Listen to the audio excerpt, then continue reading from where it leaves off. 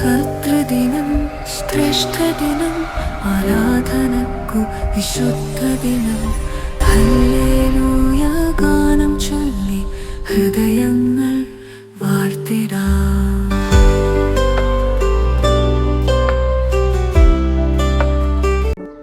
ത്രിയേക ദൈവത്തിൻ്റെ വലിയ തിരുനാമത്തിന് മഹത്വമുണ്ടായിരിക്കട്ടെ.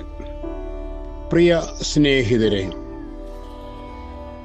മൂല്യബോധമില്ലാതെ നിസ്സാര കാര്യങ്ങൾക്ക് വേണ്ടി ജീവൻ കളയുന്ന ചിലരെയൊക്കെ ഇപ്പോൾ സോഷ്യൽ മീഡിയയിലൂടെയൊക്കെ കാണുന്നു.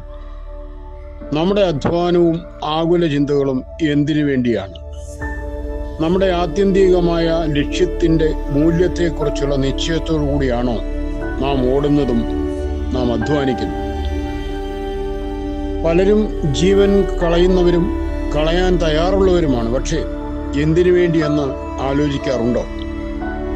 പെൻഗ്വിൻ എന്ന പക്ഷിയുടെ സ്വഭാവത്തെപ്പറ്റി പലരും കേട്ടിരിക്കും. ദക്ഷിണ ധ്രുവപ്രദേശത്ത് വെള്ളത്തിൽ താറാവിനെ പോലെ നീന്തി നടക്കുന്ന ഒരുതരം പക്ഷിയാണത്. അതിൻ്റെ പ്രജനന പ്രക്രിയ രസാവഹമാണ്. മുട്ടയിട്ട് കഴിഞ്ഞാൽ പെൺപക്ഷിയുടെ ജോലി തീർന്നു. മുട്ടയുടെ മീതെ അടയിരുന്ന ചൂട് കൊടുത്ത് കുഞ്ഞുങ്ങളെ വിരിച്ചിറക്കുക എന്ന ക്ലേശകരമായ ജോലി ആൺപക്ഷിക്കുടേതാണ്. പാദചർമ്മം കൊണ്ട് മുട്ട മൂടി ഭദ്രമായി സൂക്ഷിച്ചുകൊണ്ട് ആ പക്ഷി അതിൻ്റെ പുറത്ത് ഒരേ നിൽപ്പ് നിൽക്കുന്നു. 1-2 ദിവസമല്ല, 2 മാസം മുഴുവൻ. ഈ സമയത്ത് ആ പക്ഷി യാതൊന്നും ഭക്ഷിക്കുകയില്ല.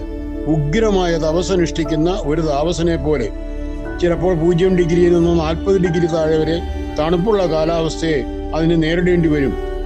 അതിനേക്കാൾ ക്ലേശകരമായിട്ടുള്ളത് അത്യുഗ്രമായ ശീതക്കാറ്റ് അടിച്ചുകൊണ്ടിരിക്കും എന്നുള്ളതാണ്. ഈ പ്രതികൂല സാഹചര്യങ്ങളിലെല്ലാം തൃണവൽക്കരിച്ചുകൊണ്ട് എന്തിനാണ് ഈ തപസ്സനുഷ്ഠിക്കുന്നത്?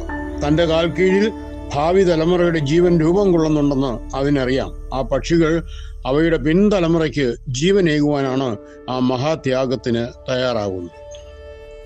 പ്രിയമുള്ളവരെ, മറ്റുള്ളവർക്ക് പിൻതലമുറയ്ക്ക് ജീവനേകുന്നതിനേക്കാൾ ആത്മീയമായ ചൈതന്യം പകർന്നു കൊടുക്കുന്നതിനേക്കാൾ വിലപ്പെട്ട ഒരു ലക്ഷ്യം നമ്മുടെ ജീവിതത്തിനും ഇല്ല.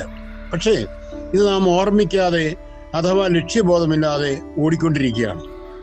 നമ്മുടെ പണസമ്പാദന വ്യഗ്രതയും ആഡംബര ജീവിത ഭ്രമവും സുഖ സൗകര്യങ്ങൾ വർദ്ധിപ്പിക്കുവാനുള്ള വ്യഗ്രതയും വില കുറഞ്ഞ ലക്ഷ്യങ്ങളിൽ മാത്രമേ നമ്മെ എത്തിക്കുകയുള്ളൂ എന്ന് മറക്കരുത്.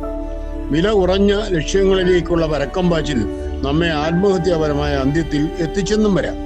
നമ്മുടെ ഭാവി തലമുറയ്ക്ക് ആധ്യാത്മികമായ ജീവൻ പ്രദാനം ചെയ്യുവാൻ നമുക്ക് കഴിയുന്നില്ലെങ്കിൽ നമ്മുടെ ഓട്ടമെല്ലാം വ്യർത്ഥമത്രേ. നമ്മുടെ ത്യാഗങ്ങളും ക്ലേശകരമായ പ്രയത്നങ്ങളും എന്തിനു വേണ്ടിയാണെന്ന് നാം ആലോചിക്കാറുണ്ടോ?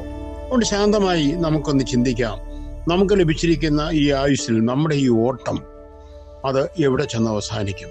യഥാർത്ഥ ലക്ഷ്യത്തിലേക്ക് എത്തുവാൻ എനിക്കും നിങ്ങൾക്കും കഴിയുമോ? ശാന്തമായിട്ടൊന്ന് ചിന്തിക്കുക. ദൈവം നിങ്ങളെ എല്ലാവരെയും അനുഗ്രഹിക്കട്ടെ. നന്ദിപൂർവ്വം ആശംസകൾ നേരുകയാണ്. പുതിയ വർഷത്തിൻ്റെ ഏതാണ്ട് ആദ്യത്തെ മാസത്തിൻ്റെ പകുതി നാം പിന്നിടുവാനുള്ള ഭാഗ്യം നമുക്ക് ലഭിച്ചിരിക്കുന്നു.